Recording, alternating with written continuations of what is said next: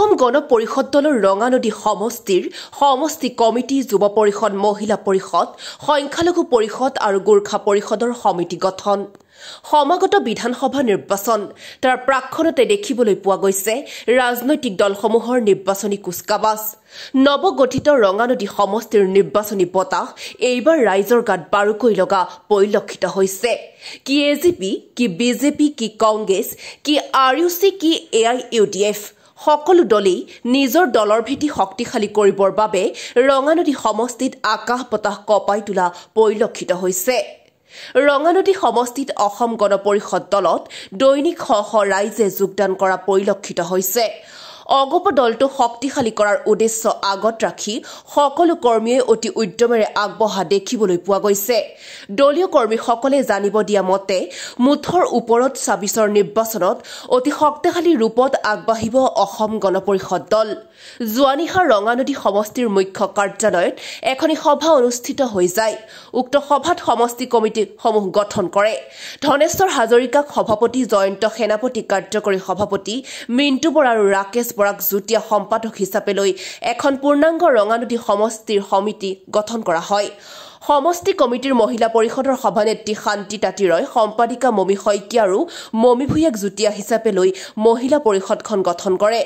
লগতে দেখা পোৱা গ'ল ৰঙানদী সমষ্টিৰ যুৱ পৰিষদো গঠন কৰা।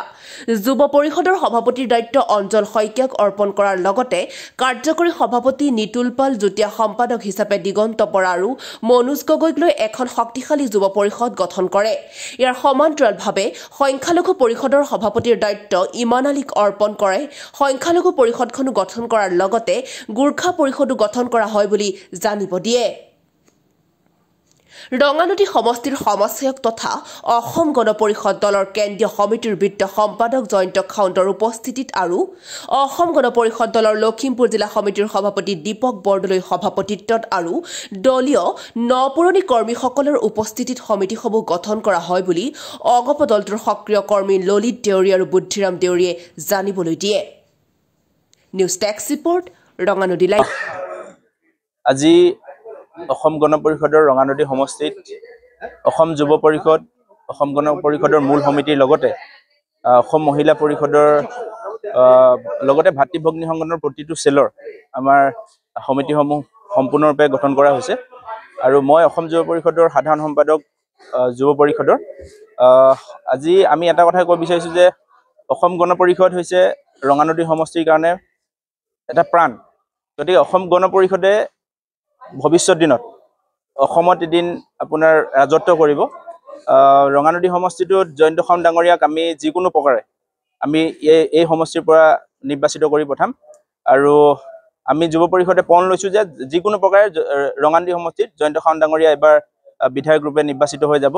আৰু লগতে আমি মহিলা পৰিষদকে ধৰি আৰু আমাৰ যি গণ পৰিষদৰ মূল সমিতি, ছাত্ৰ পৰিষদ সকলোৰে আজি যি সমিতি গঠন হৈছে সকলোকে আমি শুভেচ্ছা জ্ঞাপন কৰিছোঁ। আৰু অনাগত দিনত গণ পৰিষদৰ অসমত গণ পৰিষদৰ যিটো ভেটি সুদৃঢ় হ'ব। আৰু আমি অনাগত দিনত অসম গণ পৰিষদৰ কাৰণে অসম যুৱ পৰিষদে যিমানখিনি কৰিব লাগে সিমানখিনি কৰিবলৈ প্ৰস্তুত আছোঁ। আজি আমাৰ ৰঙানদী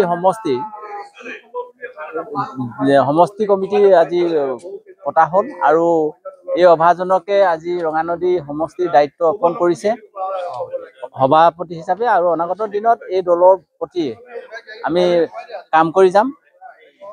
আশা ৰাখিছোঁ সকলোৰে সহায় সহযোগিতাত আমি এই ৰঙানদী সমষ্টি অহা ২৬ৰ নিৰ্বাচনত আমি AGP দলে বিধানসভালৈ আমাৰ প্ৰতিনিধি পঠাবলৈ সক্ষম হ'ম বুলি আমি ভাবিছোঁ। নমস্কাৰ। মই যিহেতু আজি কিছুদিনৰ আগতে মই ভাৰতীয় জনতা পাৰ্টীৰ আছিলোঁ।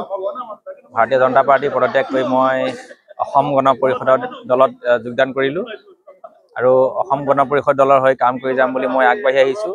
সেয়েহে আজি আমাৰ ৰঙানদী সমষ্টিৰ যি আমাৰ সমষ্টিৰ সমিতি গঠন হৈছে, এই সমষ্টি গঠনৰ আজি মহিলাকে ধৰি যুৱ পৰিষদ তথা সমষ্টি সমিতিখন যি পূৰ্ণাংগৰূপে এখন সমিতি গঠন হৈছে, সেয়েহে মই আজি আমাৰ অসম যুৱ পৰিষদৰ ৰঙানদী সমষ্টিৰ উপ সভাপতিৰ দৰে যি মোক গধুৰ দায়িত্ব অৰ্পণ কৰিছে, এই দায়িত্ব মই নিষ্ঠা সহকাৰে মই দলৰ হৈ কাম কৰি যাম বুলি দায়িত্বভাগ মই ততক্ষীৰে পালন কৰিলোঁ।